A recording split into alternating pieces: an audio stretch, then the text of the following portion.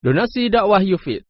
Yuk berikan amal jariah terbaik Anda untuk dakwah dan pendidikan Islam.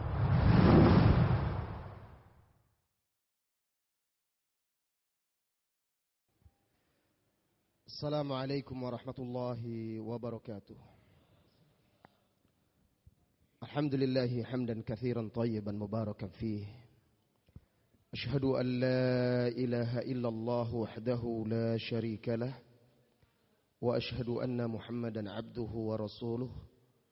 Allahumma salli wa sallim wa an'im wa barik ala nabiyyina wa rasulina Muhammadin wa ala alihi wa ashabihi wa man tabi'ahum bi ihsan ila yaumiddin, amma ba'du. Sebelum saya jawab tadi ya pertanyaan moderator kita, siapa nama antum tadi? Zulfahmi, Masya Allah, hayakallah. Saya ucapkan syukur dulu kepada Allah Subhanahu wa ta'ala atas limpahan nikmat dan rahmatnya. Kedua, salawat dan salam untuk Nabi kita Muhammad sallallahu alaihi wasallam, teladan bagi setiap para pemuda. Dan dalam kehidupan beliau, di sekeliling beliau itu, mayoritas yang menjadi pendamping beliau dalam mengemban dakwah Islam itu adalah para pemuda. Dan terima kasih kepada sahabat-sahabat muda panitia hari ini, juga kepada rekan-rekan semuanya, saudara-saudariku, pemuda dan pemudi Islam. Ketahuilah, berkumpul dengan pemuda-pemuda Islam, apalagi di majelis ilmu seperti ini, di rumah Allah Subhanahu wa ta'ala, ini sebuah kebahagiaan dan kebanggaan. Dan ini secercah harapan di tengah gejolak, gelombang, fitnah, syubhat dan syahwat yang menerjang kehidupan kaum muslimin. Mengenai pertanyaan saudara kita, sahabat kita Zulfahmi tadi, kami ini banyak mahasiswa Ustaz yang sehari-hari disibukkan, dituntut untuk fokus ya, belajar sesuai dengan kuliah kami, ada yang di UGM, ada yang di lain-lain ya, banyaklah. Nah, sejauh mana urgensi belajar ilmu agama ini bagi kami? Jadi tadi malam saya bincang-bincang dengan salah seorang Ustadz di sini dan juga sahabat saya, bincang-bincang lah tadi malam ya, bincang-bincang santai, ngobrol, pengalaman lah kita. Dia suatu ketika dia pernah di salah satu university juga di sini. Sedang ada acara di masjid kampus itu, datang waktu sholat, sekelompok anak muda masih tetap main gitar-gitar dekat masjid itu. Nah, selesai mereka sholat, mereka hampiri, mereka tanya, ayo sholat dong, ini begini. Nah, anak muda ini menjawab, loh Pak, Bapak sholat, kami juga sholat loh. Tapi sholatnya kami dengan Bapak berbeda. Nah, yang penting itu kita selalu mengingat Allah Subhanahu wa ta'ala. Sudah. Nah, ini saya ceritakan, ini baru tadi malam kita bincang-bincang, cerita-cerita ya. Ini menggambarkan bagi kita betapa sangat urgennya para pemuda-pemuda mempelajari agama. Kenapa wahai sahabat-sahabat muda semuanya? Karena manusia itu secara garis besar kita bagi fase-fase kehidupan dia ya. Ini saya bagi 4 bagian penting saja. Sebenarnya ada lagi bagian-bagiannya. Fase-fase kehidupannya. Masa kanak-kanak, masa kecil, masa remaja, masa pemuda, dan masa tua. Nah, anak muda ini seperti Anda ini sudah melewati masa anak-anak, masa remaja. Sekarang masa muda. Anda sedang menikmati puncak-puncak kekuatan Anda, kesehatan, kecerdasan, waktu yang lapang, kesempatan sedang Anda nikmati sekarang ini, wahai saudara-saudariku. Kalau sudah tua lagi seperti anak-anak lagi nanti, sudah mulai menurun lagi. Sehingga kalau masa muda ini tidak diisi, tidak diisi dengan pondasi yang kuat jiwanya, dengan akidah yang hak, keyakinan yang kokoh, dia mudah goyah, mudah terbawa arus. Saya pernah bertemu dengan anak muda lagi, dia datang ke pesantren saya waktu itu. Saya sedang bangun masjid dengan kawan-kawan. Ini anak ini dari salah satu universitas terkenal di Solo ini. Rambutnya panjang. Enggak ada sholat dia. Tapi dia mengaku muslim. Terus dia juga katakan, untuk apa bangun masjid ini? Masjidnya tidak ada syariatnya. Dalam Al-Quran bagaimana? Begini. Hadis-hadis semua diingkari. Lebih baik untuk membangun perekonomian kita ini. Biaya masjid sekian banyak ini, kata dia. Sholat itu tidak, Ustaz tahu, kata dia. Masjid itu apa artinya? Masjid itu kan tempat sujud. Jadi di mana saja sujud sudah. Lihat, itu anak muda. Ketika dijelaskan ayat-ayat Allah itu, penafsirannya dari Rasulullah, dari para sahabat, kemudian secara bahasa juga, bahasa Arab itu tidak harus tekstual begitu. Karena dalam bahasa Arab itu satu kata itu bisa memberikan ma'ani, tuaddi al-ma'ani al-katsira, bisa memberikan makna-makna yang banyak sekali.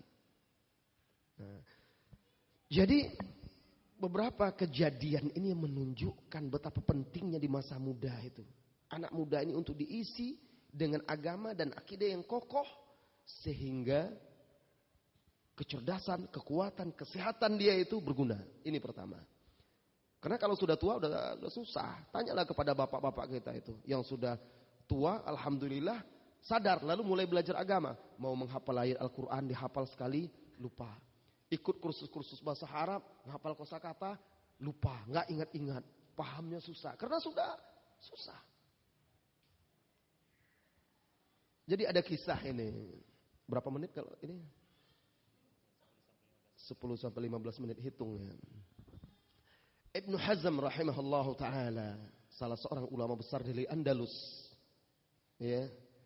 Ulama mazhab al-Zahiri. Jadi mazhab itu dalam fikih itu banyak sebenarnya. Bukan hanya 4 ya. Kalau 4 itu, mazhab 4 itu yang sangat terkenal. Dan juga tersebar luas di tengah kaum muslimin. Karena murid-muridnya banyak, karya-karyanya juga banyak.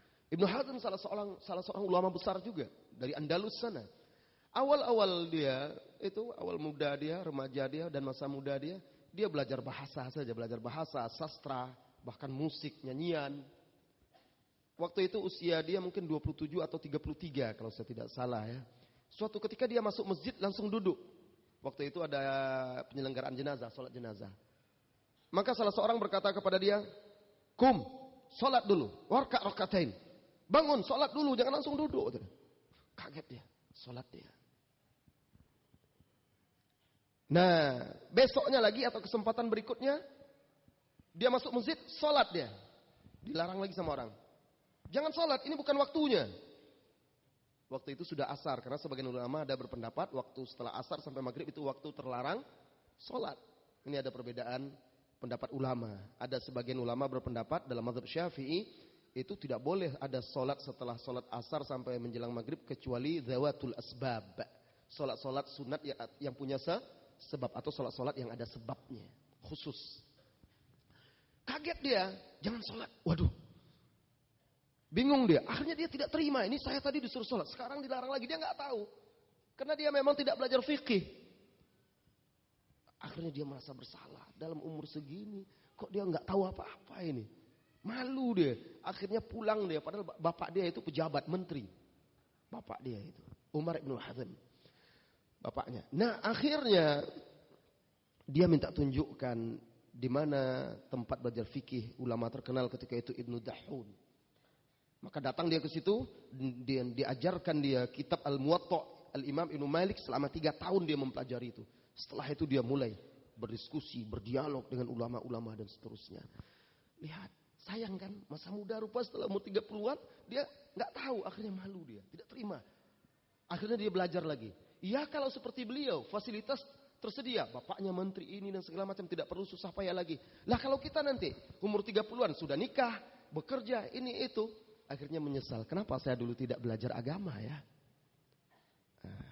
Yang ketiga, masalah yang ketiga terkait ini, masa pemuda itu dia belum sempurna pertumbuhan dan perkembangan tubuh, anggota tubuh dia dan juga kehidupan dia, pola pikir dia. Dia masih bisa dirubah-rubah, diarah-arahkan.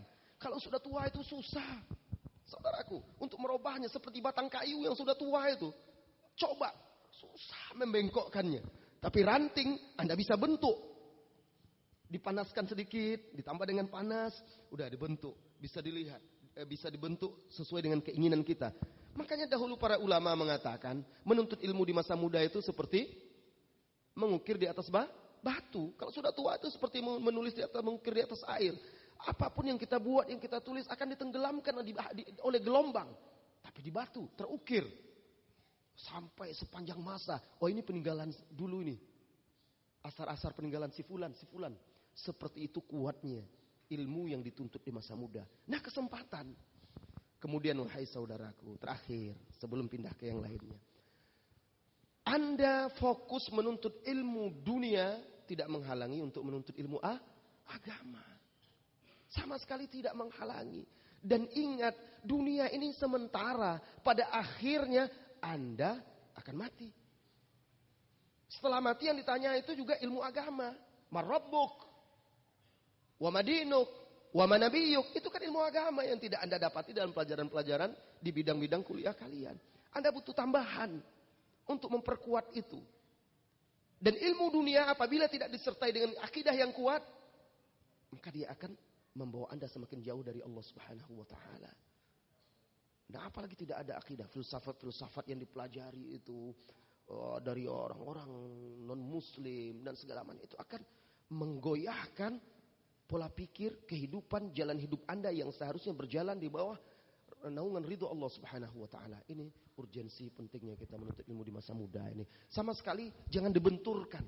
Tidak menghalangi, tuntut ilmu Anda karena kita umat Islam butuh ahli ilmuwan muslim yang berakidah, bertakwa, beramal soleh, berakhlak mulia. Itu hanya dengan agama. Ya, silakan. Allahu a'lam. Nah, itu pesan Ustadz ya bagi mahasiswa-mahasiswa yang terkhusus kuliah di perguruan-perguruan tinggi umum agar sembari belajar ilmu agama. Nah, permasalahan selanjutnya Ustadz. Ya. Kebanyakan dari kita adalah mahasiswa-mahasiswa dari luar Jogja. Masya Allah. Banyak juga dari Jogja, tapi lebih banyak mungkin yang dari luar Jogja. Iya. Seperti saya dari Sulawesi Ustadz. Iya, ketahuan nih dari logatnya ini. Iya, sudah kelihatan Ustadz ya. Kita kan perantauan Ustadz. Otomatis kita jauh dari orang tua. Sehingga konsekuensinya kita jauh dari perlindungan orang tua. Nah, kira-kira kiat-kiat bagi kita, mahasiswa yang jauh dari orang tua, bagaimana agar kita bisa melindungi diri kita sendiri? Atau mungkin pesan bagi orang tua yang anaknya jauh dari mereka, seperti itu Ustaz. Melindungi dari apa ini? Ya mungkin dari fitnah syahwat, fitnah syubhat, atau tergoda dengan foya-foya seperti itu Ustaz. Iya. Mana panitia? Saya minta tisu lah ya. Nah, oh iya. Baik, ini ada kaitannya juga dengan yang tadi ya. Dengan pertanyaan yang pertama tadi, wahai saudara-saudariku para pemuda dan pemudi, hidup jauh dari orang tua, merantau untuk menuntut ilmu, itu banyak faedahnya. Ya, ibarat air. Jazakallahu khairan. Ibarat air, kalau dia sedikit dan tergenang, lambat laun akan tumbuh lumut, air menjadi keruh, kemudian bau. Tidak bagus. Tapi ketika air itu mengalir terus dari satu tempat ke tempat yang lain, maka dia akan lebih bening, lebih bersih. Nah, itu salah satu faedahnya juga. Dan sepanjang perjalanannya itu, dia melalui berbagai macam bentuk tanah. yang beragam warna, bau dan segala macamnya akhirnya bermuara di laut, di samudra yang bersih. Kalau kita ibaratkan itulah puncak cita-cita dia, keberhasilan dia. Jadi memang merantau itu luar biasa. Maka kami dulu dari kecil-kecil memang harus merantau. Saya kecil itu alhamdulillah memang sudah diajarkan untuk merantau. Tahun 88 saya sudah merantau di Jogja ini. 88. Tidak ada di antara orang tua. Enggak pakai pulang-pulang belajar. Nah, waktu itu orang kasihan anak kecil-kecil kok disuruh jauh-jauh dan segala macam. Waktu itu alhamdulillah orang tua dia juga alhamdulillah diberikan pemahaman.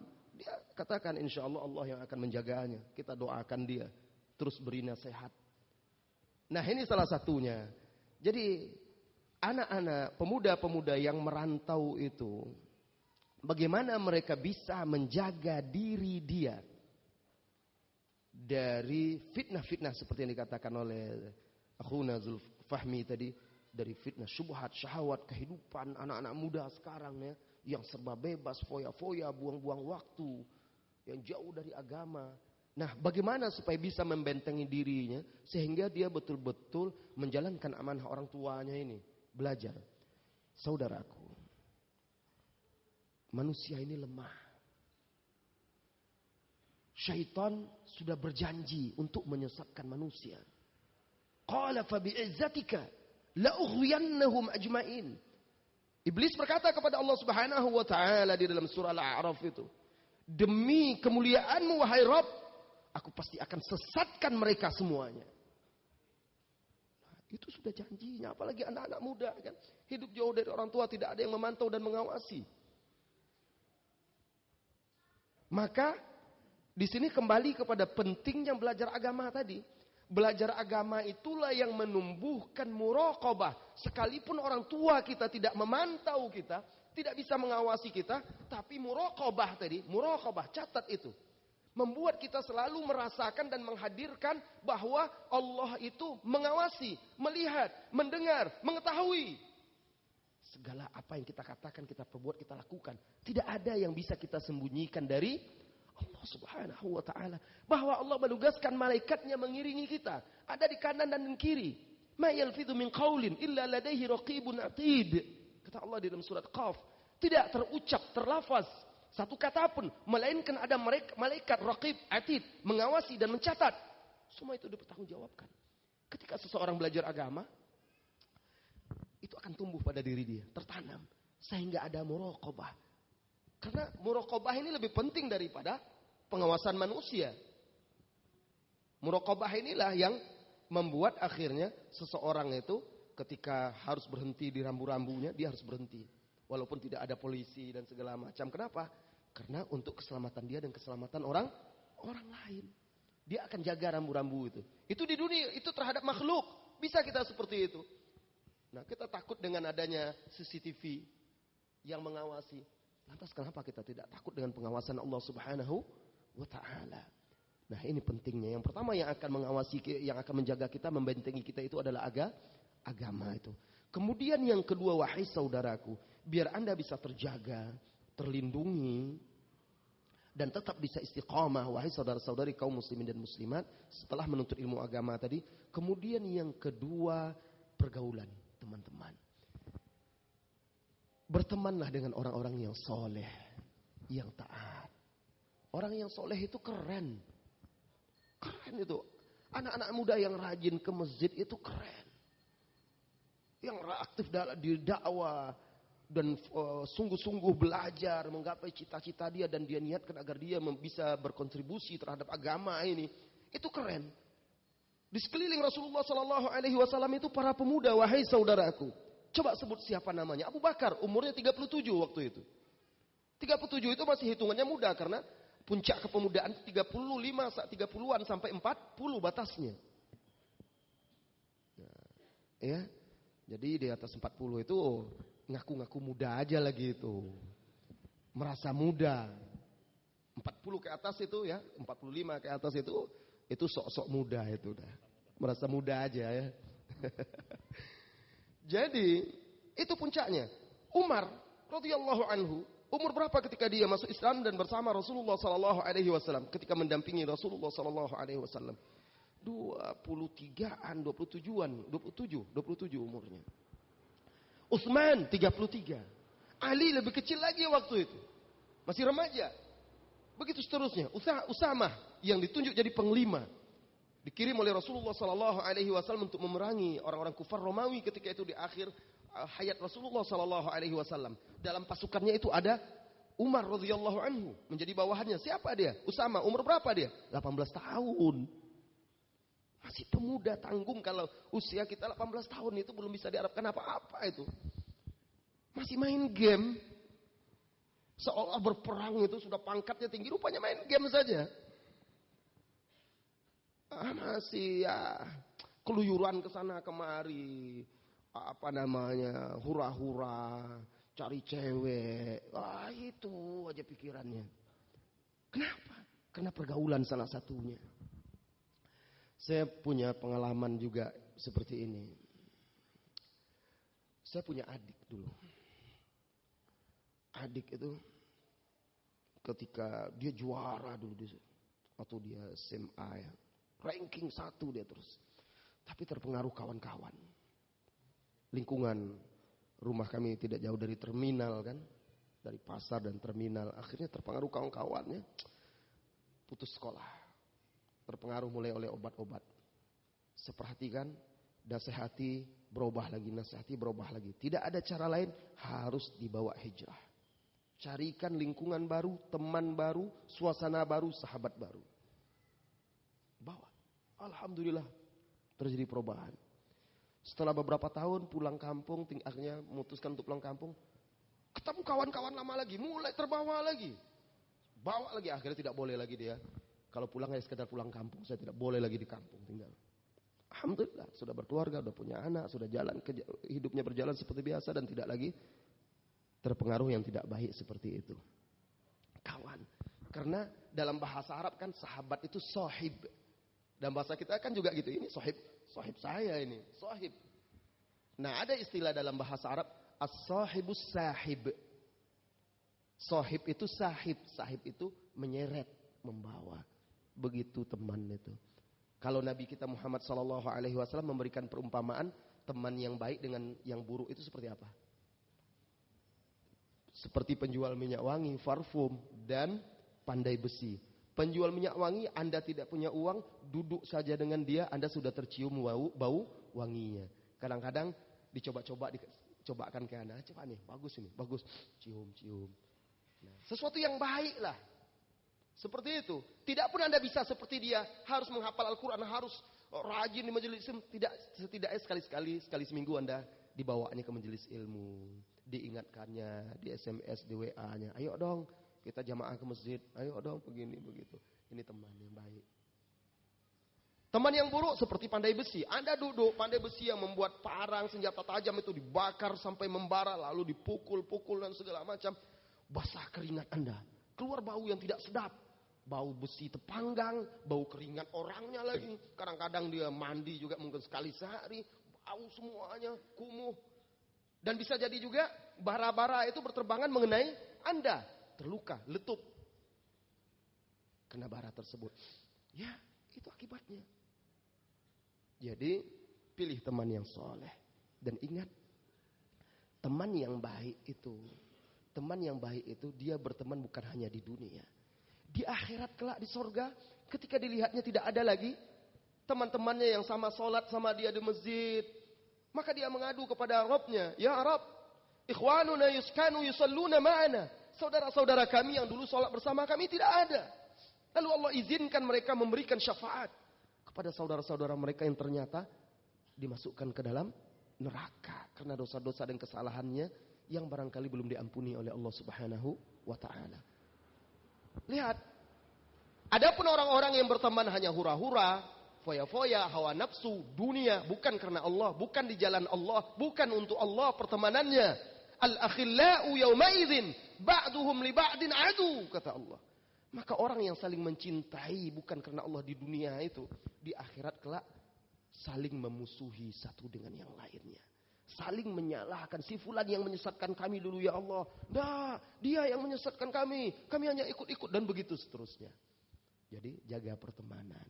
Yang ketiga, wala tattabi'u khutuwati syaitan. Jangan ikuti langkah-langkah syaitan. Banyak jalan-jalan syaitan itu. Hindari jalan-jalan sebab-sebab yang bisa menjerumuskan Anda dalam maksiat itu. Yang keempat, wahai saudara muda, saudari mudi, apa yang harus dilakukan setelah itu? Isi waktu Anda dengan kegiatan positif. Termasuk aktif dalam kepanitiaan dakwah, kegiatan-kegiatan dakwah dan lain-lainnya. Olahraga yang bermanfaat. Isi waktu itu. Untuk berkarya. Bukannya menjadi sampah. Allahu a'lam. Jazakallah khair Ustaz atas jawabannya.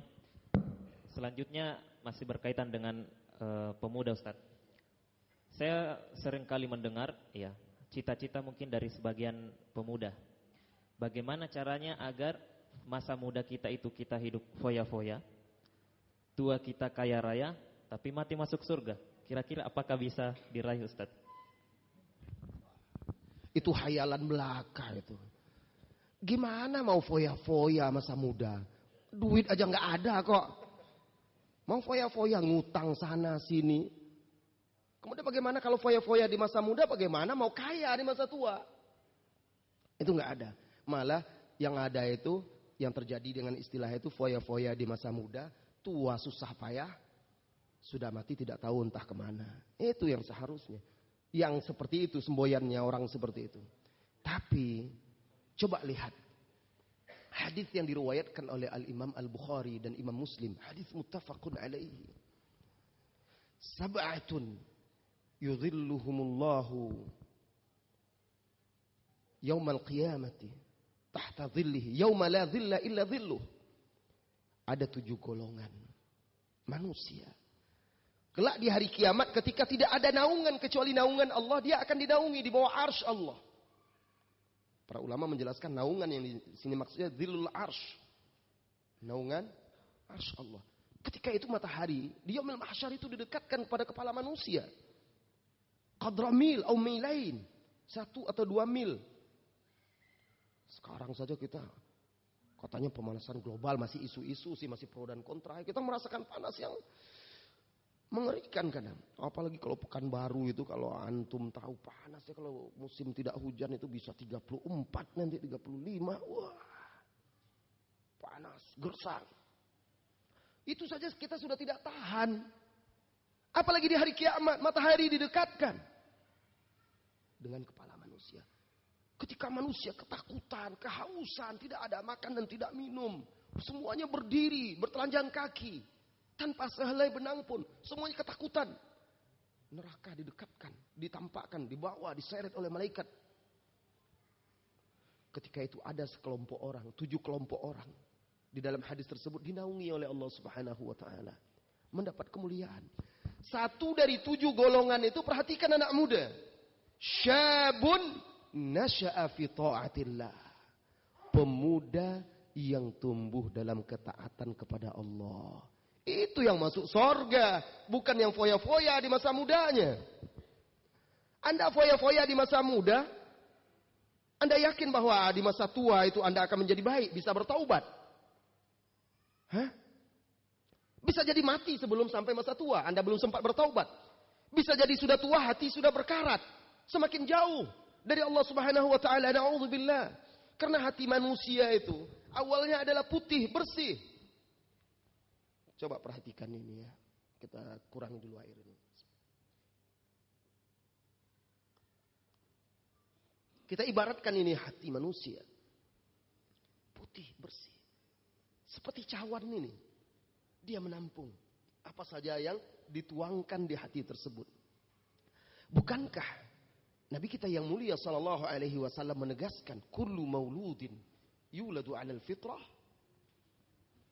Setiap anak yang dilahirkan itu dilahirkan di atas fitrahnya. Putih, bersih, bertauhid, cinta dan suka, cenderung kepada kebaikan. Kita anggap ini warna yang tidak bersih.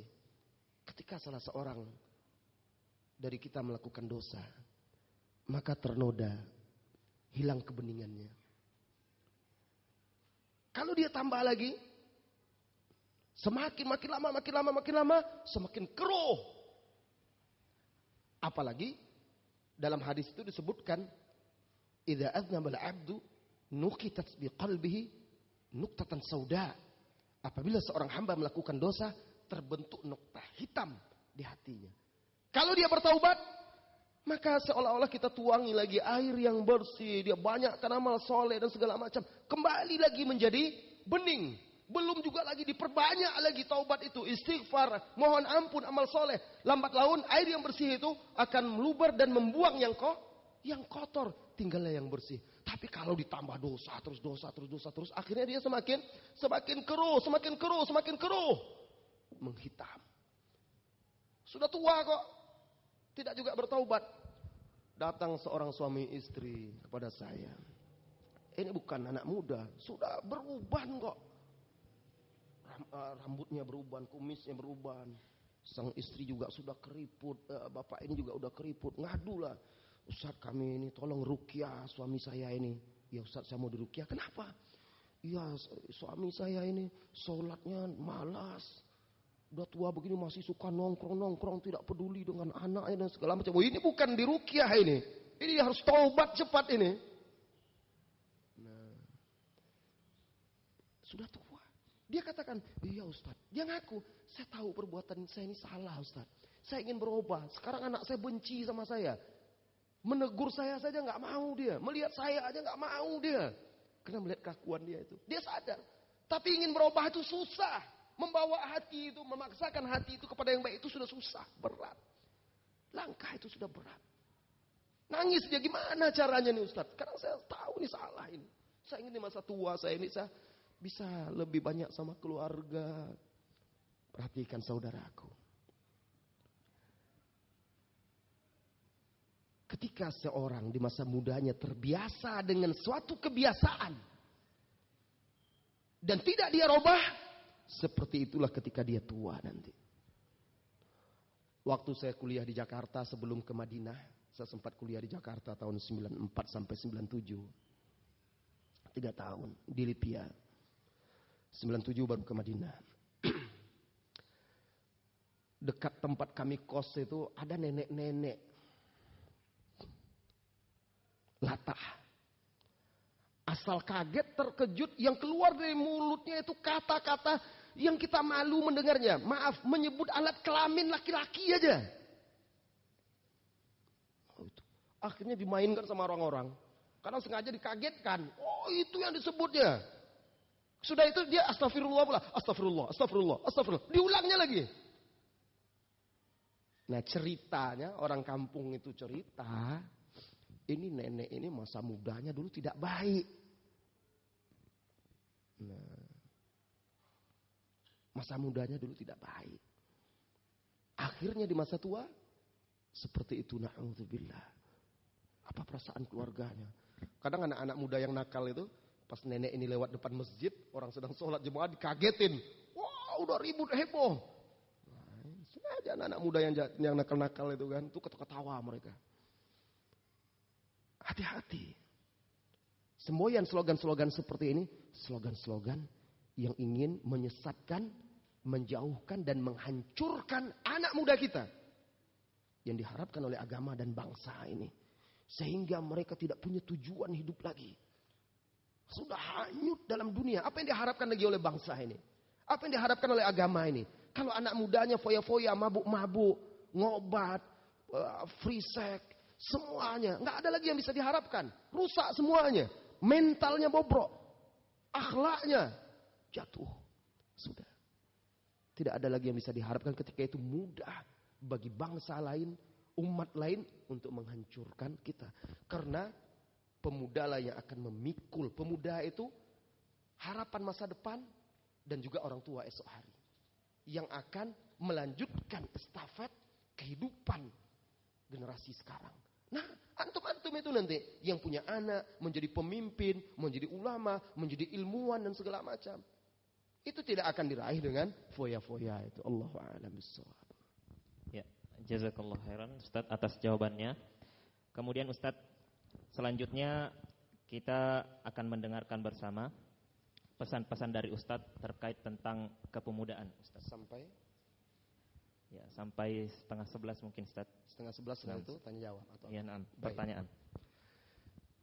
Syukran, jazakallahu khairan kepada moderator. Saudara-saudari kaum muslimin dan muslimat yang semoga senantiasa dirahmati dan diberkahi oleh Allah Subhanahu wa taala. Pemuda selalu menjadi perbincangan. Bahkan pentingnya, urgensinya pemuda ini tidak hanya sekedar dalam perbincangan kita. Islam sangat memperhatikan para pemuda. Cobalah buka surat-surat di Al-Quran itu. Baca dan tadabburi. Engkau wahai saudaraku, wahai saudariku, akan dapati, akan temukan Al-Quran membawakan, menyebutkan kisah-kisah pemuda-pemuda di masa lalu. Untuk diambil ibrah, diambil pelajaran oleh anak-anak muda di zaman sekarang. Dan lihat bagaimana peran-peran mereka. Ada pemuda yang baik, ada pemuda yang tidak baik. Seperti Anda sekarang, kehidupan yang masa muda ini, salah satu fitnah yang berat bagi pemuda itu fitnah wanita. Wow, semangat. Iya, betul itu, memang betul ya, Anda. Ya, memang itu fitnah yang terbesar. Dan memang wanita itu kalau sudah keluar dari rumah, udah syaitan sudah memperlihatkan dia, mengumbar dia, sengaja itu. Apalagi kehidupan yang serba bebas, jauh dari orang tua. Dua magnet ini, dua kutub magnet ini, wah, kalau sudah berdekatan, berbahaya ini. Nah, di dalam Al-Quran ada contoh pemuda-pemuda yang terfitnah oleh atau difitnah oleh wanita-wanita, godaan-godaan wanita, tetapi bisa selamat, bisa kuat. Nah, ini bagaimana? Ambil faedah-faedahnya, pelajaran-pelajarannya. Lihat bagaimana Allah menjelaskan bagaimana kokohnya seorang pemuda, yaitu Nabi Yusuf alaihissalam. Baca surat Yusuf itu. Seorang yang sangat tampan. Kalau Anda mungkin lewat, wanita-wanita terkejut mengiris tangannya bukan karena tampan, karena mungkin tidak tampan. Kok gini orangnya ini? Kalau ini saking tampannya Nabi Yusuf itu, sampai nggak sadar dia lagi bukan apel diiris-irisi oleh para wanita itu. Ternyata tangannya yang mereka iris terpana. Bayangkan, ternyata pria wanita itu sama aja terfitnah. Wanita terfitnah oleh laki-laki, laki-laki terfitnah oleh wanita. Makanya dua-duanya diperintahkan ghaddul basar, menundukkan sebagian pandangannya dari yang haram. Jangan kira laki-laki aja yang terfitnah wanita-wanita. Banyak yang terfitnah oleh laki-laki. Nah, Nabi Yusuf alaihissalam, seorang pemuda, sehat, kuat, tampan. Godaannya lebih besar daripada laki-laki, daripada orang yang sudah tua. Yang sudah tua kan sudah mulai kendor, sudah mulai lemah semangatnya. Ya? Nah, beda dengan pemuda ini. Semangatnya berapi-api ini. Ada seorang wanita. Tuannya lagi. Karena dia budak. Diambil, dibeli kan waktu itu. Oleh majikannya ini. Jadi dia nggak bisa berbuat apa-apa. Cantik lagi. Jarang dibelai pula lagi. Kan itu dalam kisahnya. Tergoda dia. Padahal Nabi Yusuf mereka yang membesarkannya. Setelah besar tergoda dia, wanita ini. Akhirnya ketika suaminya tidak di rumah, dia kunci seluruh pintu dan jendela. Lalu dia bersolek untuk menarik perhatian laki-laki. Wanita pasti cara dia menarik laki-laki itu seperti itu. Bersolek dan dengan suaranya juga. Mulai dia memfitnah, menggoda. Tuannya Tidak ada siapa-siapa, pintu tertutup, terkunci, hanya mereka berdua, dia pun masih muda, godaannya sangat besar. Siapa yang bisa selamat? Allah selamatkan Nabi Yusuf alaihissalam. Karena muraqabah tadi. Dia ingat kepada Allah Subhanahu wa taala dan karena keikhlasannya, wa innahu laminal mukhlasin, dan sesungguhnya dia itu termasuk hamba-hamba kami yang ikhlas, yang diselamatkan. Maka tidak ada jalan selamat bagi pemuda itu dari fitnah-fitnah itu kecuali dengan mendekatkan diri kepada Allah Subhanahu wa taala. Jadi intinya di dalam Al-Qur'an itu banyak kisah-kisah yang luar biasa bagi para pemuda. Ashabul Kahfi contohnya. Bagaimana mereka hijrah meninggalkan lingkungan yang buruk, lalu membuat komunitas pemuda yang baik. Lihat Ashabul Kahfi itu. Wah, Ustaz semuanya lah. Ada Yahya lagi. Yahya juga pemuda. Lihat bagaimana dia diberi nama Yahya, yang mengisyaratkan pemuda itu selalu hidup, punya semangat hidup dan segala macam. Lalu Allah katakan kepada dia di dalam surah Maryam itu, Yahya, khudhil kitaba biquwwah. Wah Yahya, ambil, terima kitab ini dengan kuat. Artinya untuk mempelajari wahyu itu, mengamalkannya itu butuh kekuatan, kesabaran, keuletan, kesungguhan. Ini semuanya sifat-sifat pemuda. Nah, bersyukurlah engkau wahai saudaraku, saudariku para pemuda dan pemudi, bahwa Allah sangat memperhatikan para pemuda ini. Jangan sia-siakan rahmat, kasih sayang Allah kepada anda ini. Syukuri masa muda itu. Karena kelak di hari kiamat akan diminta pertanggungjawaban masa muda anda ini. 1 dari 5 perkara yang ditanya oleh Allah sebelum anda meninggalkan tempat anda dihisap itu, sebelum bergeser dari hadapan Allah. Masa mudamu fima afna, syababuka fima afna. Masa mudamu pada apa engkau habiskan? Apakah foya-foya? Maka neraka tempatnya. Apakah dalam ketaatan kepada Allah, kebaikan, kesalehan? Maka insya Allah surga Allah tempatnya. Ustadz, itu Ustadz sebutkan contoh-contoh di Al-Quran anak muda laki-laki semua. Mana pemudinya? Baca surat Maryam itu. Ibunda Aisyah, Nabi Isa alaihissalam. Maryam itu kan masih gadis, remaja, pemudi. Yang memang fokus menjaga dirinya, beribadah kepada Allah Subhanahu wa taala, taat berkhidmat di Baitul Maqdis itu. Sehingga Allah berikan karomah kepada dia. Datang kepada dia makanan yang adanya di musim panas padahal dia di musim dingin. Kemudian di musim panas dapat pula makan di musim dingin. Lalu yang merawat dia itu Nabi Zakaria, ipar dia, karena istri Zakaria itu adalah kakak atau saudari dari Maryam, kakaknya, kakak dari Maryam ini. Ditanya oleh dia, "Anna laki hadza?" Hai Maryam, dari mana engkau dapat makanan-makanan ini? Enggak ada di sini. Itu rezeki dari Allah Subhanahu wa taala kepada dia. Nah, coba lihat wahai saudariku bagaimana dia menjaga kesucian dia. Ketika dia seorang diri beribadah kepada Allah Subhanahu wa taala, menjauh dari masyarakatnya yang bobrok, kemudian muncul Jibril dalam wujud manusia, dalam rupa manusia, tampan, gagah, ganteng di hadapan seorang wanita, gadis. Dia terkejut karena tiba-tiba ada laki-laki asing di hadapannya. Bukannya tersenyum. Kalau wanita sekarang ada laki-laki ganteng di hadapan dia langsung pura-pura senyum dia kan. Langkahnya jadi berubah, grogi lah. Ini enggak. Dia langsung qalat a'udzu billahi minka in kunta taqiyya, a'udzu birrahman, a'udzu birrahmani a'udzu birrahmani minka in kunta taqiyya. Surat Maryam itu. Dia berkata, "Ini a'udzu birrahman, sesungguhnya aku berlindung kepada Allah yang Maha Pengasih darimu," karena dia tidak kenal ini siapa. Kemudian diingatkannya lagi, "Jika engkau takut kepada Allah." Maksudnya, bertakwalah engkau, takutlah engkau kepada Allah. Saya ini wanita baik-baik. Kenapa engkau kesini? Kenapa engkau datang ke sini? Apa maumu? Aku berlindung kepada Allah. Itu wanita salihah. Dia jaga iffah, kesucian diri dia. Ini disapa pakai chatting aja langsung sibuk, langsung dia pula yang gerasak gerusuk. "Iya, apa kabar? Oh, ini saya dari sini ya." Lihat Maryam, pemudi bagaimana itu. Yang tumbuh dalam ketaatan kepada Allah Subhanahu wa taala.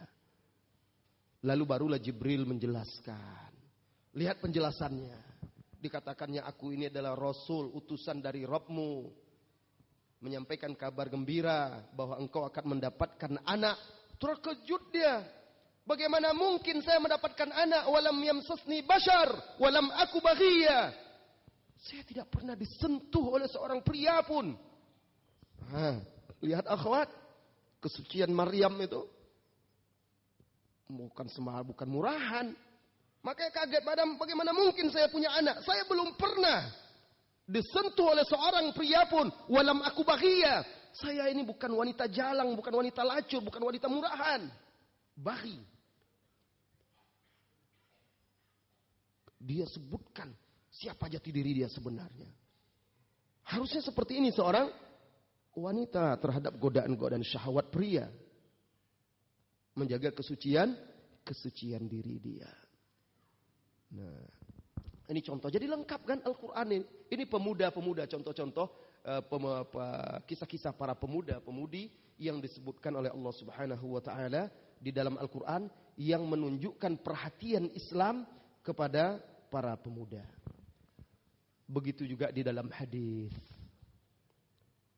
Di dalam sunnah banyak sekali hadis-hadis sunnah-sunnah yang menunjukkan perhatian Islam kepada para pemuda.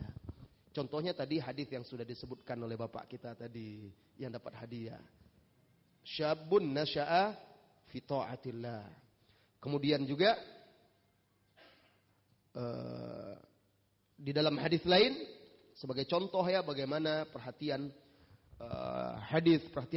Islam terhadap pemuda. Rasulullah Sallallahu Alaihi Wasallam itu sering berkumpul bersama para pemuda. Jalan. Kadang beliau boncengan. Bukan boncengan motor. Kadang di atas onta, di atas kuda. Boncengan dengan pemuda. Pernah dengan Mu'adz bin Jabal. Ya, pemimpinnya para ahli fikih. Faqihu hadhil ummah. Ulama, pemimpin para ulama. Masih muda. Diutusnya waktu itu ke Yaman. Umurnya baru 30-an. Atau belum sampai 30-an. Untuk menjadi da'i. Pergi ke Yaman. Rasulullah Sallallahu Alaihi Wasallam mendampinginya. Kemudian sebut Abdullah ibnu Abbas radhiyallahu anhuma. Kemudian sebut Abdullah ibnu Umar. Itu sering bersama Rasulullah Sallallahu Alaihi Wasallam. Pernah Abdullah ibnu Abbas itu, bukan Al-Fadl juga. Al-Fadl itu bersama Rasulullah Sallallahu Alaihi Wasallam. Ya, kelakuan pemuda dulu, pemuda sekarang hampir sama, ada kesamaan juga sih. Namanya pemuda, walaupun mereka sahabat, mereka pemuda juga. Jadi Al-Fadl itu sedang boncengan dengan Nabi Muhammad SAW. Di atas onta, di Mina, datang seorang gadis, seorang wanita cantik. Nah, kalau bilang cantik jangan keras-keras. Fitnah nanti. Datang seorang wanita cantik. Lantas wanita ini berdiri di hadapan Rasulullah SAW yang di atas hewan tunggangannya bersama dengan Al-Fadl. Al-Fadl ini ganteng. Dikatakan mirip dengan Rasulullah Sallallahu Alaihi Wasallam. Bayangkan, masih satu keluarga, sepupu dengan Rasulullah Sallallahu Alaihi Wasallam. Nah, wanita ini bertanya masalah agama, masalah haji. Orang tuanya yang tidak bisa pergi haji, lalu masalah badal, dia tanya. Ketika sedang berbincang-bincang dengan Rasulullah Sallallahu Alaihi Wasallam itu, Al-Fadl di belakang ini, lihat dia.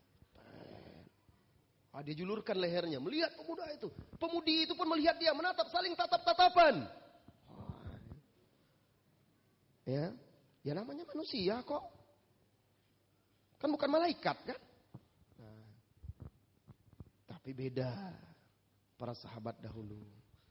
Lalu Rasulullah pegang dagunya, dipalingkan begini. Palingkan ke sini, ke belakang.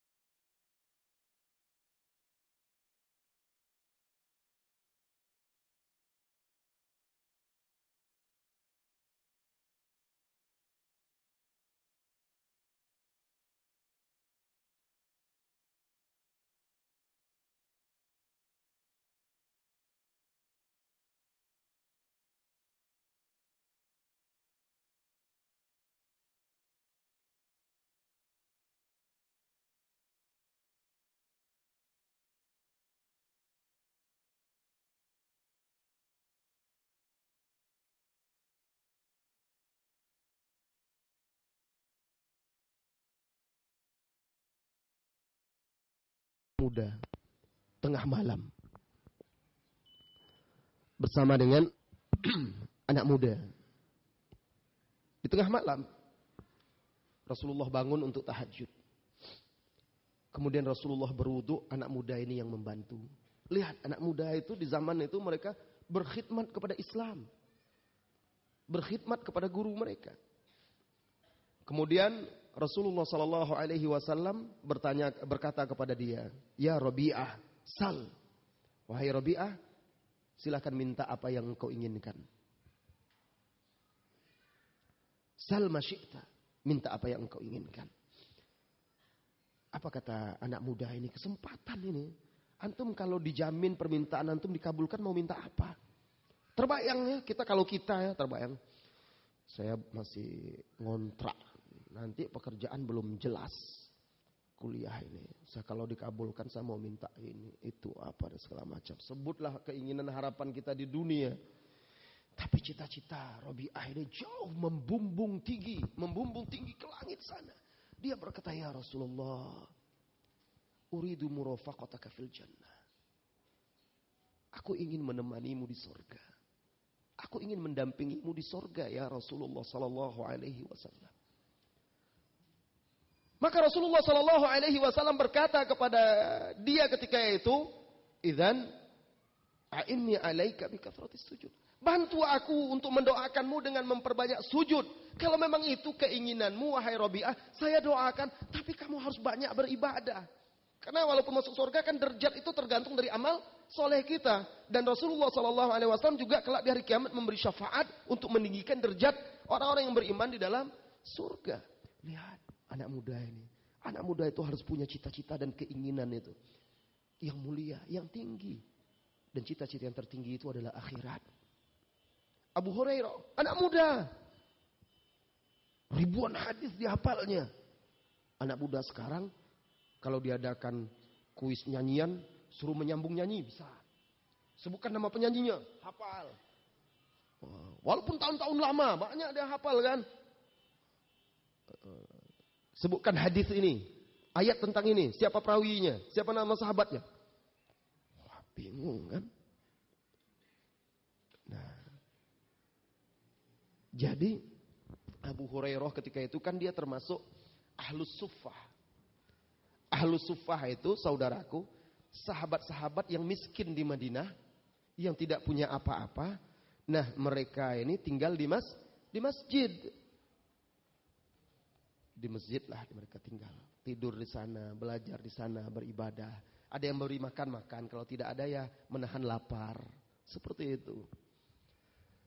Suatu ketika datang harta rampasan perang dan Rasulullah Sallallahu Alaihi Wasallam memberikan jatah bagian untuk ahlu suffah. Semuanya datang, ngantri ngambil bagiannya. Abu Hurairah diam saja, dia tidak ikut.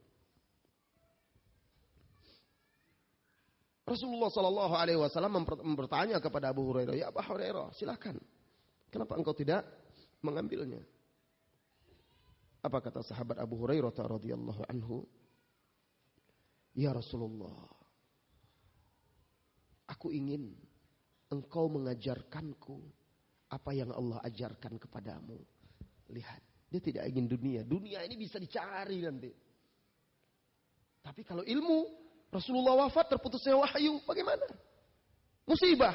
Sekarang mumpung Rasulullah SAW masih hidup, ada bersama mereka, maka Abu Hurairah mengedepankan itu, karena ini yang akan kekal dan abadi. Ini yang akan benar-benar dia bawa mati. Ini yang akan berguna bagi dia.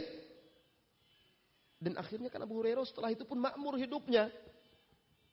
Maka dia katakan, "Saya tidak ingin harta itu. Harta itu kalau saya ambil sehari, 2 hari, 3 hari, atau selanjutnya habis. Yang saya inginkan, ajarkan aku apa yang engkau ajarkan. Apa yang Allah ajarkan kepadamu ya Rasulullah SAW. Ilmu." Maka Rasulullah perintahkan dia duduk di hadapan Rasulullah SAW, dibukakan serbannya, kemudian dibentangkan, lalu Rasulullah berdoa, Rasulullah doakan Abu Hurairah, lalu diberikan kepada dia. Semenjak itu Abu Hurairah bisa mengingat apa saja yang dia hafal, apa saja yang dia dengar, dan mudah memahaminya. Makanya itu salah satu sebab keberkahan dari doa Rasulullah sallallahu alaihi wasallam itu menjadi salah satu sebab kenapa Abu Hurairah paling banyak meriwayatkan hadis. Karena dia memang fokus menuntut ilmu. Orang pergi berdagang, orang pergi ini, sahabat yang lain sambil bekerja, dia fokus dulu menuntut ilmu. Ini masa muda ini, makanya antum fokus ini belajar ini. Jangan kuliah 5 tahun, 7 tahun belum selesai juga. Kemana? Naik gunung ke sana, ke sini, ke situ. Ngapain di gunung? Lihat matahari terbit. Memangnya bertambah, pulang dari situ tambah rajin sholat. Alam semesta ini, matahari, bulan, bintang, gemintang Allah ciptakan. Salah satunya sebagai ayat, tanda-tanda kebesaran Allah Subhanahu wa taala. Bolak-balik turun naik gunung nggak tambah taat juga. Kadang-kadang ada juga itu ikhwan-ikhwan yang sudah multazim itu naik gunung, nah ini tafakur, tadabbur apa. Pulang dari situ biasa-biasa aja. Sudah tuh diupload pula tuh, ramai-ramai berdiri, seolah-olah kemarin ada anak-anak muda itu seperti itu tuh. Lucu aja berdiri, pura-pura sedang sholat mungkin ya dipoto, nampak bayang-bayangnya dari matahari, diupload. Untuk apa? Anak muda, saudaraku, saudariku. Ini sebagian pemuda sunnah berbicara tentang anak muda. Seperti itu. Punya tujuan yang mulia. Punya cita-cita yang jelas. Kehidupan yang terarah. Saudara-saudari kaum muslimin dan muslimat. Berikutnya. Saya ingin sampaikan juga, ceritakan. Beberapa contoh kehidupan anak muda. Di masa Rasulullah Sallallahu Alaihi Wasallam. Agar bisa menjadi cerminan bagi kita pemuda-pemuda hari ini. Zaman mereka memang berbeda dengan kita. Tetapi keteladanan mereka selalu hidup sepanjang masa. Apalagi di zaman kita kehilangan figur suri tauladan. Anak-anak muda salah dalam mengambil tokoh dan bintang-bintang. Para sahabat Nabi SAW itu laksana bintang. Itu kata Nabi SAW dalam hadis Muslim. Seperti bintang. Mereka itu. Lihat bintang itu menghiasi langit itu pertama. Tanpa bintang suasana malam tidak indah. Nah begitu juga. Kalau antum hidup tidak mengenal sahabat. Itu kehidupan antum seperti malam yang tidak ada bintangnya. Bintang dulu dan sekarang juga masih dijadikan sebagai penunjuk arah. Dengan bintang kita bisa tahu mana arah utara. Ya kan? Lalu kita bisa menentukan arah-arah lainnya. Mana timur. Nah, dengan bintang orang bisa mengetahui peralihanmu musim. Maka para nelayan, petani, dulu-dulu mereka mengandalkan itu. Jadi petunjuk, menunjuk arah. Begitu juga para sahabat Nabi SAW. Seperti bintang dalam kehidupan kita. Bisa dijadikan sebagai panutan. Kemudian kata Nabi SAW dalam hadis Muslim itu, fa idza dhahabatin nujum, apabila bintang telah lenyap, berguguran dan berjatuhan, atatis samaa ma tu'ad, maka datanglah apa yang akan menimpa langit, kiamat. Kiamat. Itu para sahabat Nabi SAW itu laksana bintang bagi kita. Kalau orang tidak mengenal lagi mereka, pendahulu-pendahulu mereka yang soleh ini, salafus soleh, bagaimana perjuangan mereka dan jasa mereka untuk umat Islam, untuk kaum muslimin, bahkan untuk kehidupan manusia ini. Kalau tidak ada lagi orang yang mengenalnya, ketika itu sudah semakin dekat hari kiamat, kerusakan semakin merata. Nah penting kita mengetahui kehidupan para pemuda di zaman sahabat itu. Dengarkan hadis ini diriwayatkan oleh Al-Imam Al-Bukhari. Ada sekelompok pemuda ini dari Malik bin Al-Huwairith radhiyallahu anhu. Ataina an-nabiyya sallallahu alaihi wasallam wa nahnu syababah.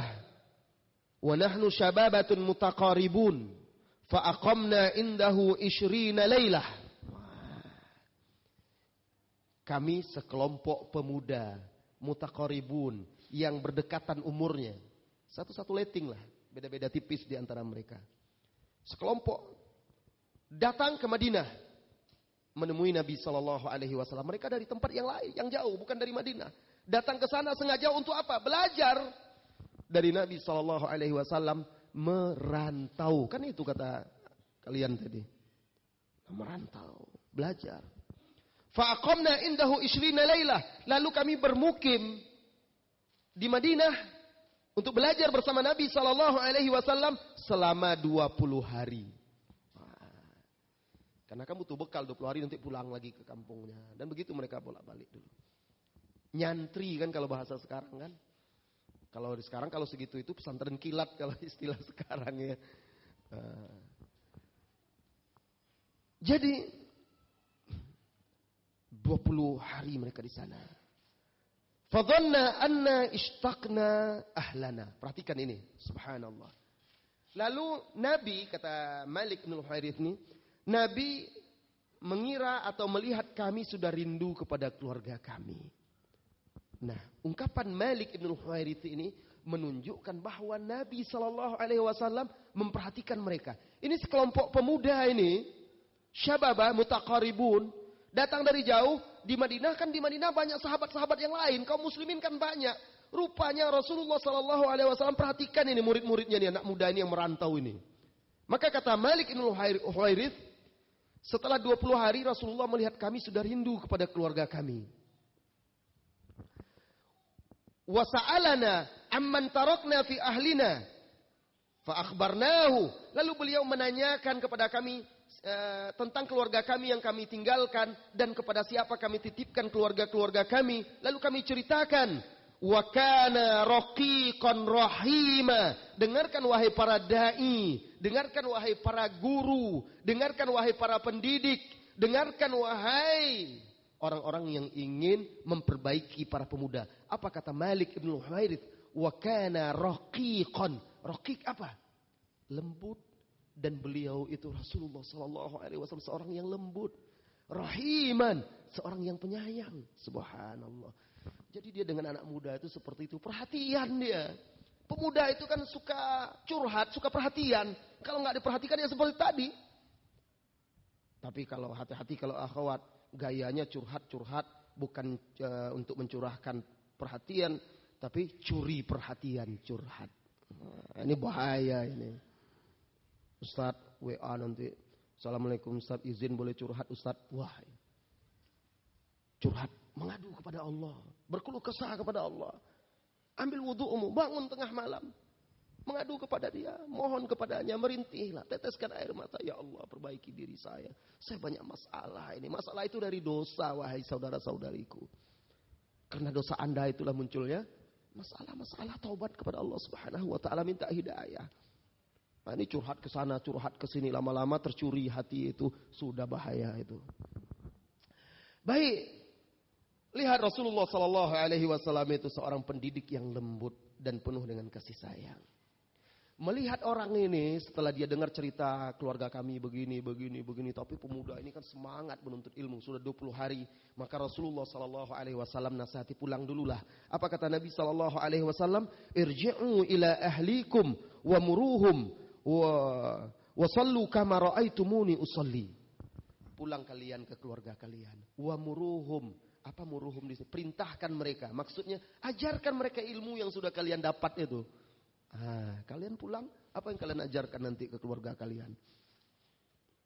Kalau bidang kuliah kalian kan di umum, nggak mungkin itu yang kalian ajarkan nanti kepada orang tua kalian, kepada bapak, ibu, adik dan segala macam kan? Bisa sih, tetapi coba kalau kalian juga sambil belajar agama di sini, pulang kuliahnya bagus, pulang juga bisa mengajak kepada kebaikan, menggerakkan keluarganya untuk taat kepada Allah Subhanahu wa ta'ala. Muruhum wa sallu kama ra'aitumuni usalli. Dan salatlah kalian sebagaimana kalian melihat aku salat. Ini pesan Nabi kepada pemuda. Nah.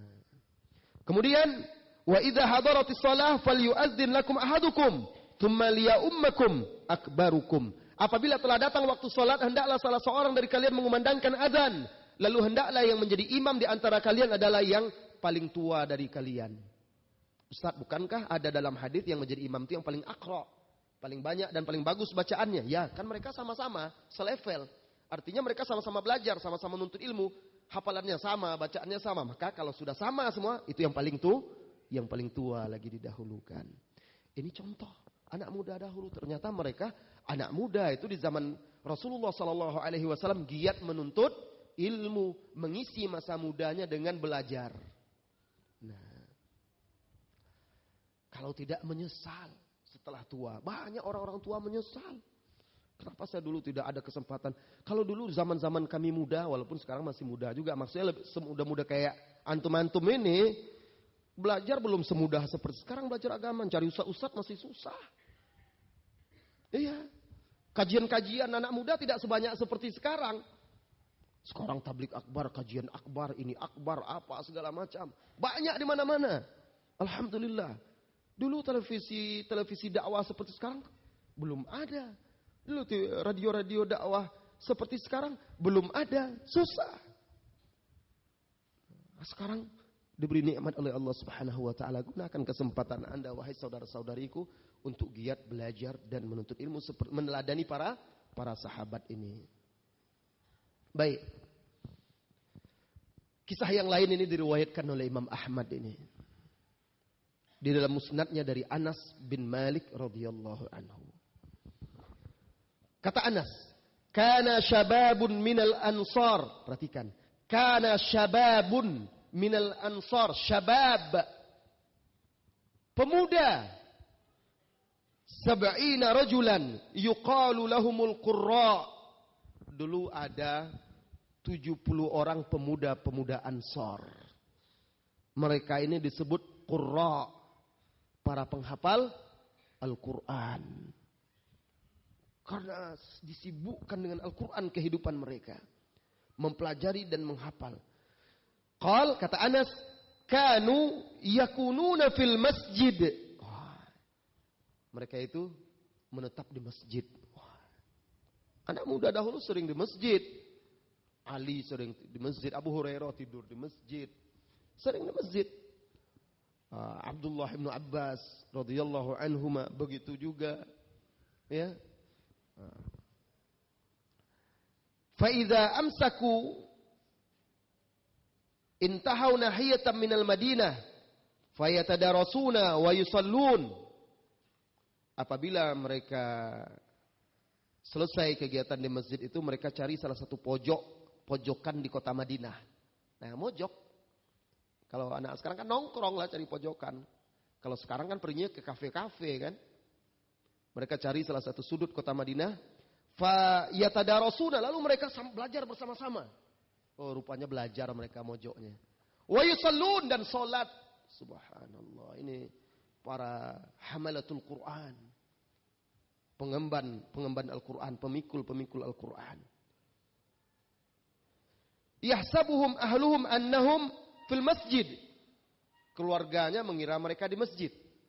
Kan mereka pergi meninggalkan masjid tadi kalau sudah selesai kegiatan di masjid. Wa yahsabu ahlal masjid annahum fi ahlihim. Orang-orang masjid juga mengira, lihatnya enggak ada lagi anak-anak muda yang 70 orang itu komunitasnya itu. Anak-anak muda Ansor itu.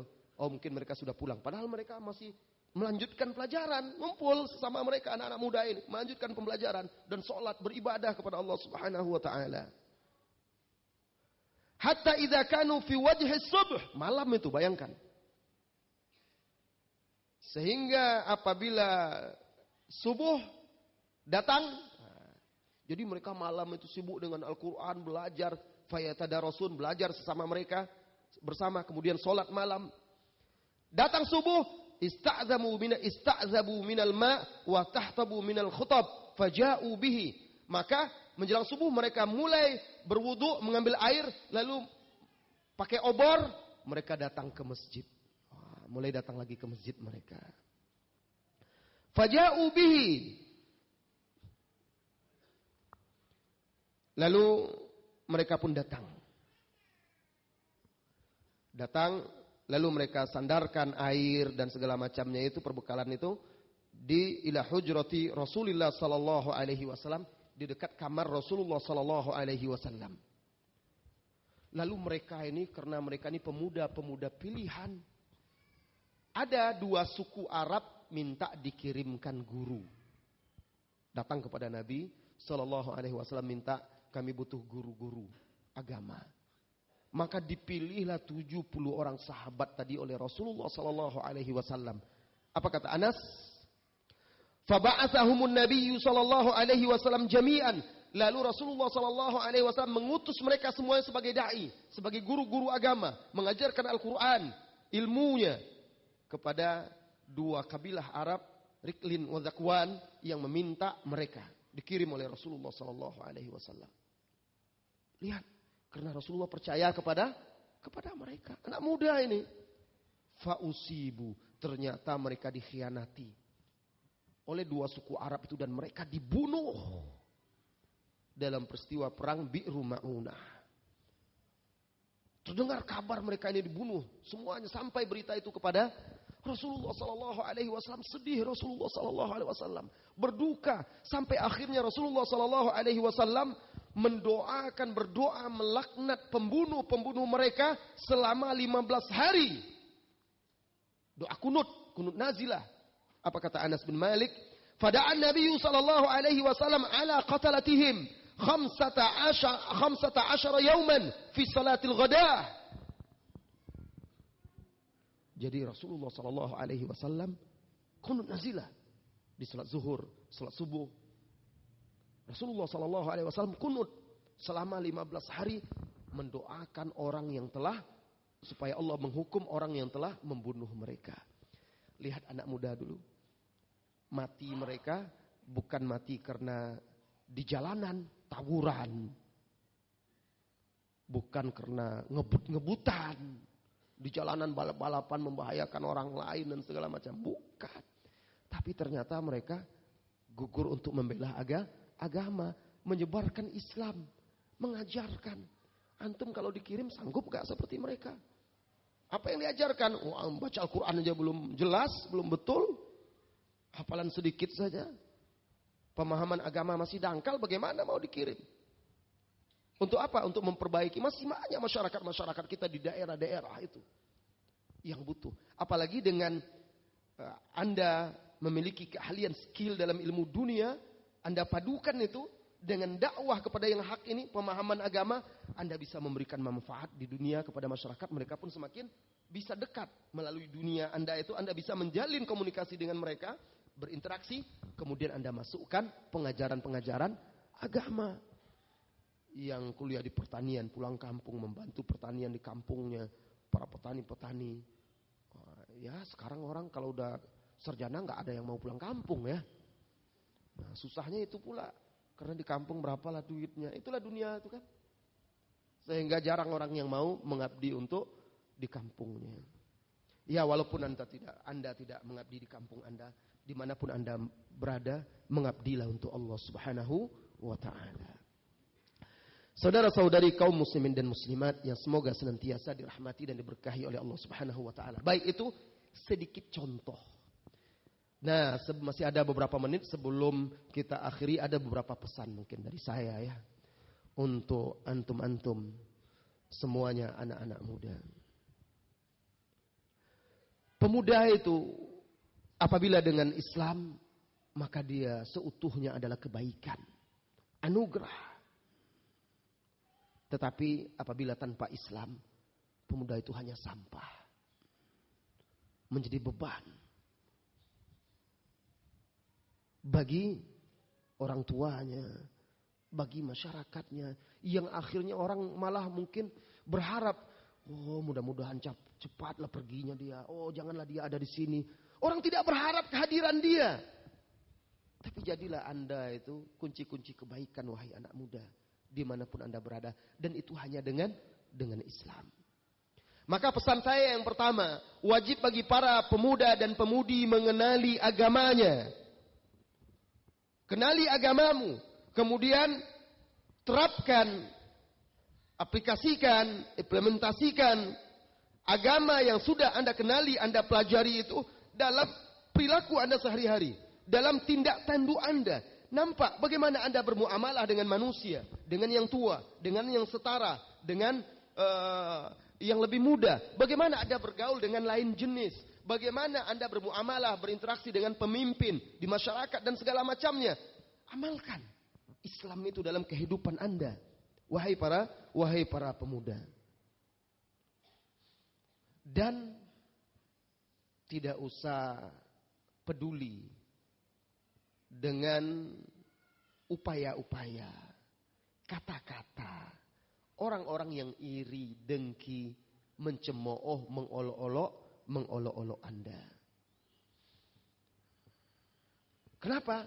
Karena ilmu Anda, karena agama Anda lebih mulia dari yang lainnya. Karena apa yang Anda pelajari lebih mulia daripada yang dia pelajari. Karena kehidupan Anda harus yakin lebih baik daripada kehidupan mereka. Kemudian yang kedua, pesan yang kedua. Sadarlah wahai saudara-saudariku bahwa umatmu adalah sebaik-baik umat. Allah Subhanahu wa taala berfirman, "Kuntum khaira ummatin ukhrijat lin-nas, ta'muruna bil ma'rufi wa tanhauna 'anil munkari wa tu'minuna billah." Kalian adalah sebaik-baik umat yang dikeluarkan untuk manusia. Maka Anda harus sadar, Anda bagian dari umat terbaik ini yang memang Allah jadikan untuk mendatangkan kebaikan untuk manusia. Ini karakteristik umat Islam. Ini karakteristik Anda sebagai pemuda Islam. Ciri-ciri pemuda Islam itu menjadi umat yang terbaik bagi manusia. Dengan apa? Ta'muruna bil ma'ruf wa tanhauna 'anil munkar. Dengan selalu mengajak kepada kebaikan, mencegah dari kemungkaran. Jangan pahami kalau dikatakan amar ma'ruf nahi mungkar langsung pikiran Anda langsung tidak. Banyak keteladanan juga mengajak dengan baik itu juga amar ma'ruf kan? Mencegah dengan cara yang baik juga nahi mungkar. Nah, tu'minuna billah, dan kalian beriman kepada Allah Subhanahu wa taala. Ingat itu, dan umat ini akan kekal sampai hari kiamat. Artinya tidak akan mungkin sirna, tidak akan mungkin musnah umat Islam itu. Karena agama ini akan selalu zahir. Karena Allah yang menginginkannya. Agama ini agar zahir dari agama yang lainnya. Kemudian yang keempat. Ketahuilah wahai saudara-saudariku para pemuda dan pemudi. Bangsamu, tanah airmu, para pemimpin-pemimpinmu punya hak. Hak-hak yang harus engkau ketahui, wahai para pemuda. Negeri ini, subhanallah, kita bisa baca jejak-jejak sejarah umat Islam di negeri ini. Bagaimana perjuangan mereka, bagaimana jasa mereka untuk mempersatukan negeri ini. Sehingga kita bisa menikmati indahnya hidup di negeri ini, bebas mengamalkan, mengajarkan agama kita. Anda harus tahu hak negeri Anda harus jaga itu. Anda harus bela, Anda harus lindungi itu. Dari mana-mana baca, dari Aceh ke Jawa, terus ke timur, itu tidak lepas dari sejarah kaum muslimin. Bagaimana mereka menumpahkan darah mereka, bagaimana mereka memanggul senjata mereka, bagaimana mereka berusaha membuat terobosan-terobosan untuk pendidikan umat dan bangsa ini. Anda sekarang menikmatinya. Hak yang harus Anda tunaikan, Anda harus menjaganya, Anda harus memperjuangkannya. Bahwa di negeri ini Anda sebagai seorang muslim lahir. Di negeri ini Anda mempelajari, mengajarkan agama dan mengamalkan agama ini. Anda harus perjuangkan agar syiar-syiar Islam tidak redup dan tidak padam di negeri ini. Siapa lagi kalau bukan Anda yang diharapkan? Maka yang pertama harus Anda lakukan, Anda harus perbaiki diri Anda. Jika Anda tidak baik, bagaimana? Negeri ini akan tetap tegak, akan tetap kokoh, akan terus dirongrong oleh orang-orang yang ingin menghancurkannya dan ingin menghancurkan agama ini. Dan ingat bahwa Islam dan Indonesia itu tidak bisa sejarahnya dipisahkan. Dan barangkali kita tidak pernah tahu jika seandainya Indonesia tanpa Islam itu seperti apa, na'udzubillah. Maka sebagai bangsa Indonesia, pemuda bangsa, Anda bangun negara ini, bangsa ini dengan memegang teguh agama ini, mengamalkannya dengan cara yang baik dan benar, dan mendakwahkan serta mengajarkannya.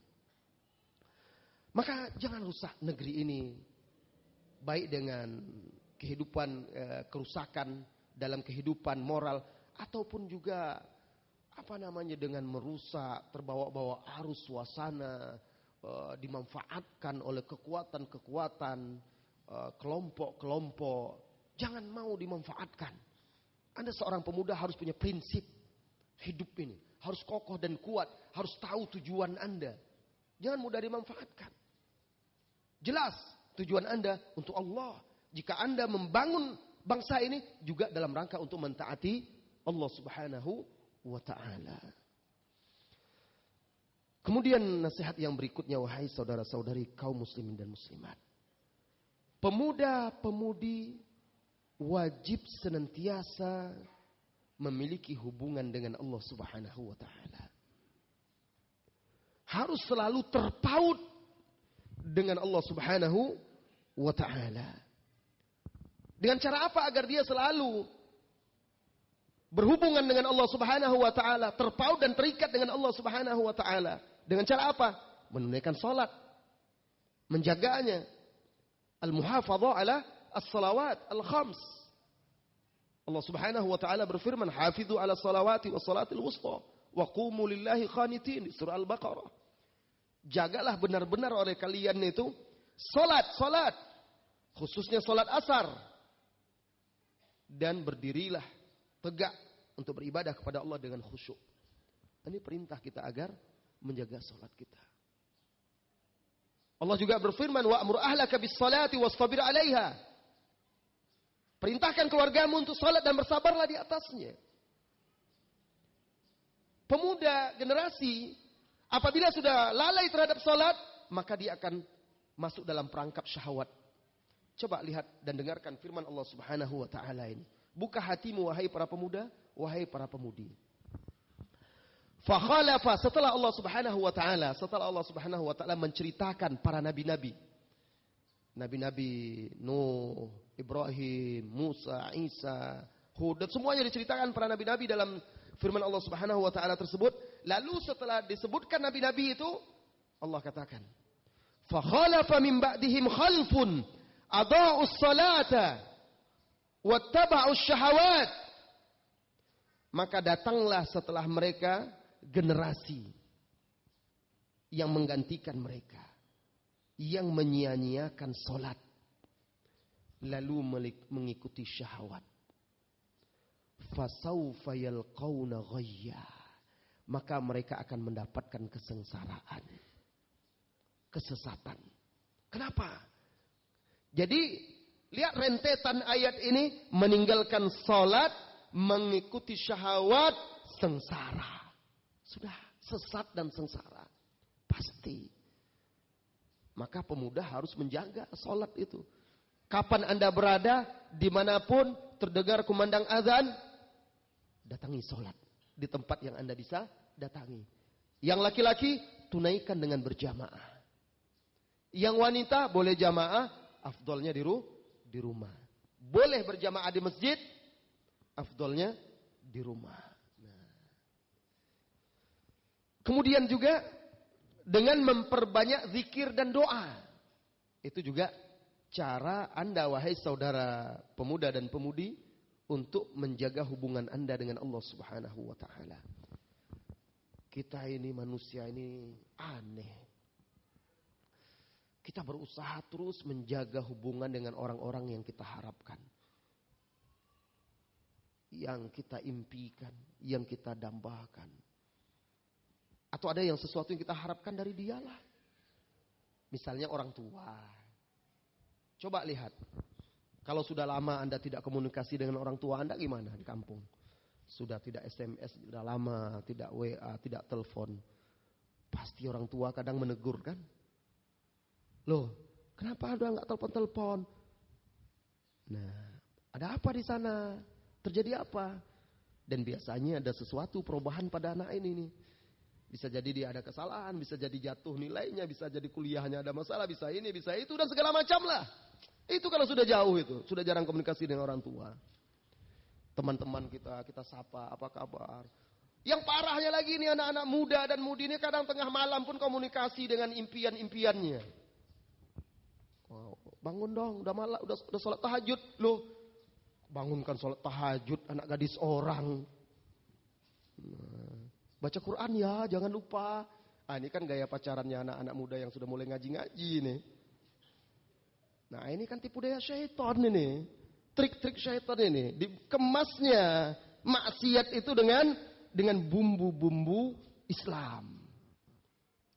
Jadi seolah-olah nih saya itu kagum kepada dia karena Allah ke Ustadz. Saya kirim-kirim nasihat itu. Dia tidak tahu. Syaitan itu dia pandai dia. Sedikit-sedikit. Syaitan itu, iblis itu ketika menggoda Adam dan Hawa itu tidak langsung.